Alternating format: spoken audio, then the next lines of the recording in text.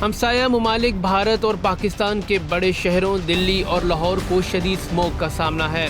दिल्ली में स्कूल और दफातर बंद, जबकि लाहौर में अमूर ज़िंदगी मामूल पर हैं। खबर रसा इदारे के मुताबिक भारत के शहर न्यू दिल्ली में हुकूमत ने शदीद स्मोक के बायस स्कूल और दफातर बंद कर दिए हैं।